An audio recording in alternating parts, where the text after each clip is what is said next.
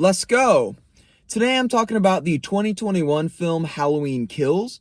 As always, this review is going to be spoiler free, so if you like what you see, feel free to subscribe to this channel and like the video.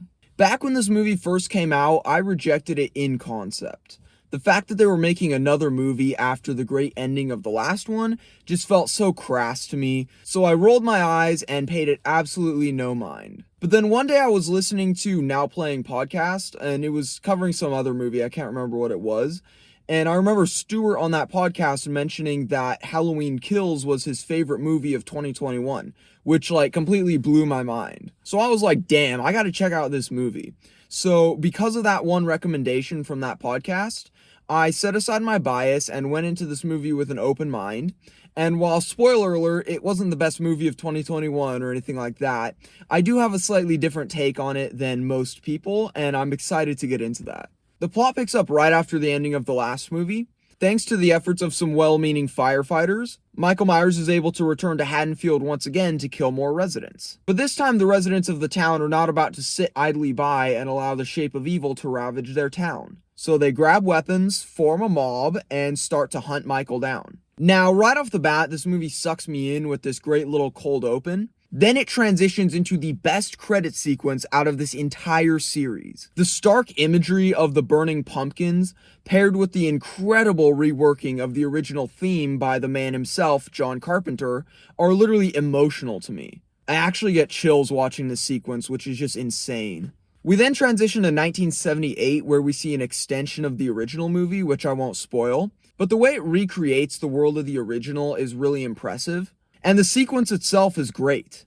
We then transition to modern day where we meet back up with the Strode women, but not before we get some crazy Michael Myers action with firefighters in front of a burning house that was actually burning in real life. There are a lot of great scenes in this movie, but this one is easily a contender for my favorite. And at this point, a few things start to become apparent. Number one, like with the last movie, the direction and cinematography here are really great. David Gordon Green does a great job of directing the camera and capturing great shots and great imagery, like in the firefighter scene.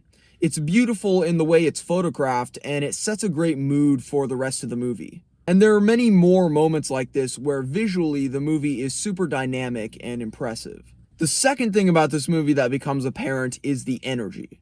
This movie moves. It has a crazy kinetic energy to it that just locks me in and keeps me on the edge of my seat.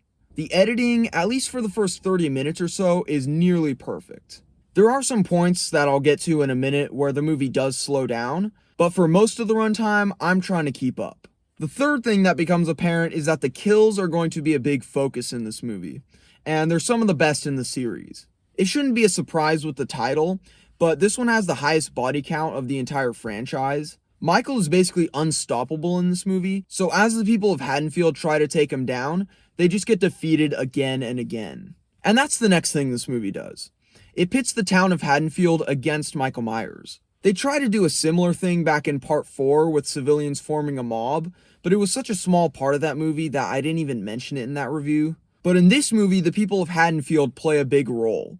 It's a controversial decision on the part of the filmmakers, and it's at this point where a lot of the common complaints about the movie begin. I've heard Anthony Michael Hall get criticized for his role of Tommy Doyle here. He's the guy who gets the town riled up to go hunt Michael, and he becomes the leader of the mob. But I don't mind his character.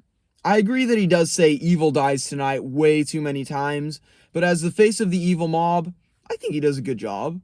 Another common complaint that gets hurled at this movie is about the impotence of the townies. Almost everyone is comically ineffective against Michael. And look, I do agree that some of the deaths are a little ridiculous. I think at some points they take the incompetence of the characters a little too far. But despite that, I actually like this aspect of the movie. This movie attempts to do something that no Halloween movie has ever done before. It actually tries to say something. And it's definitely clumsy at times, as I'll get to in a second, but I admire the ambition of them actually going for something more than just the kills. This movie is a commentary on mob mentality. It shows how people get sucked into an angry mob and think they're invincible, so once they actually face the real Michael, they are overconfident and underprepared, which backfires on them again and again. It's a movie about failure and how our emotions get in the way of us accomplishing what we really could, so I think in the moments where people are trying to stand up to Michael, this movie is at its best. But as I've been hinting at, this movie is far from perfect. If I had to sum up my complaints about this movie in a single word, it would be subtlety. Namely, the fact that this movie has none of it. Where the original would sneak up behind you and slice you, this movie will run up to you and beat you over the head repeatedly with a baseball bat. In fact, Anthony Michael Hall's baseball bat might be the most subtle thing about this movie, because at least he'll only beat you over the head with it for like a minute at most. Whereas this movie beats you over the head for like an hour and 45 minutes. Maybe that's why there's a doctor in this movie, to remind people to go to the hospital afterwards and get their head trauma checked out after Halloween Kills bashed their brains in. Do you get the idea yet? Should I make more baseball bat jokes to make sure you get the point? It all comes to a head in the terrible hospital sequence, which is easily the worst part about this movie. The breakneck pace gets dragged to a complete halt so the movie can bash our heads in with a heavy-handed dialogue and overt messaging. It's an indefensible scene, and it considerably brings the quality of the movie down. I think there's an alternate universe where this scene could have worked if it was done differently, but not in this universe. Once we get through that though, the movie picks back up and it's a highly enjoyable ride to the finish line. Lastly, you might have noticed that I haven't talked about Jamie Lee Curtis yet, and that's because she's hardly in this movie. A lot of people were pissed that she didn't play a big role here, but I actually don't mind it. David Gordon Green does a great job of making all the characters shine, from the other two Strode women to all the little characters who only get a few minutes of screen time. Everyone is so entertaining to watch that I forget about Jamie. But if you're a fan, fear not, because she will return in a much bigger way in the next movie, Halloween Ends, which I'll talk about in my next video. But yeah, Halloween Kills is surprisingly a pretty good sequel. It's definitely not perfect, and I think I laid out my complaints pretty well, but despite the problems, this is an ambitious movie that takes the franchise into new territory and is pretty damn entertaining in the process. Whether or not you agree with all the choices it makes, you can't deny that this movie is a rush. In my opinion, it's a 7 out of 10.